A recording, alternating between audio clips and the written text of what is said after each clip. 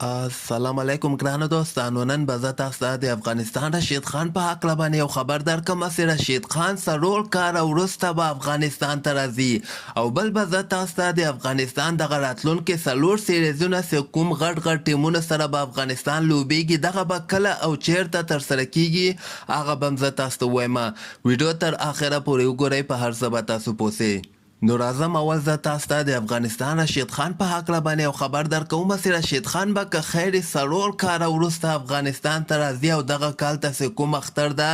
دغه به رشید خان خپل فامیل سره تیروي. زه به تاسو ته وایم چې دې نه مخکې به رشید خان همدغسې مختلف لیګونو کې به دی لوبېده، کله به IPL کې لوبېده، نو دغسې اختر به که راغی دی به هماغه لوبې به یې ترسره کولې، کله به د افغانستان لوبې ولې، نو دغلته به رشید خان مصروف او څلور کاله رشید خان مسافري تیره کړې ده، خو بالاخره دغه کال ته دغه فیصله کړې ده چې په دغه کال کې نه د افغانستان لوبې دي نه کوم لیګ کې زه لوبېږم.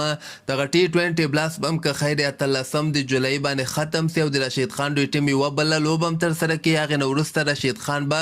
دغه افغانستان ته راسي، او دغه اختر چې کوم غټ اختر ده دغه به خپل فامیل سره تیروي، او امکان لري چې دغه ورته د افغانستان ټول لوبغاړي په شپږیزه کې ولوبېږي. او بل به زه تاسو ته د افغانستان دغه راتلونکي څلور غټ سیریزونه به زه تاسو ته وښیم چې زیاتره ملګري دغه پوښتنه هم کوي چې افغانستان نورې لوبې کله دي. نو د افغانستان راتلونکي لوبې خو دغه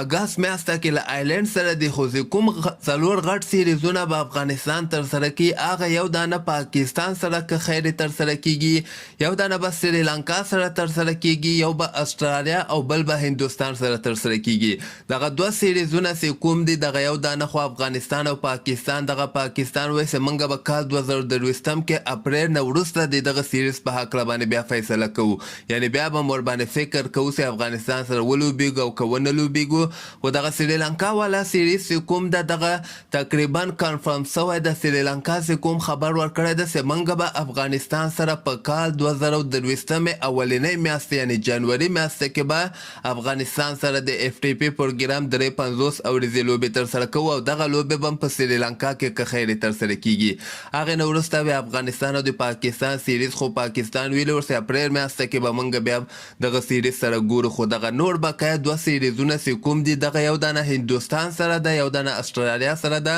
نه هندوستان کوم خبر دی دغه سیریز په هکله باندې ورکړی، او نه استرالیا کوم خبر دی دغه سیریز په هکله باندې ورکړی ده. نو چې څنګه ما نوی خبر ترلاسه کړ ډایرکټ به زه تاسو ته په دغه چینل کې خبر درکړم. نو دغه چینل در سره حتما سبسکرایب کړئ او دغه بیل آیکن هم در سره ووهئ.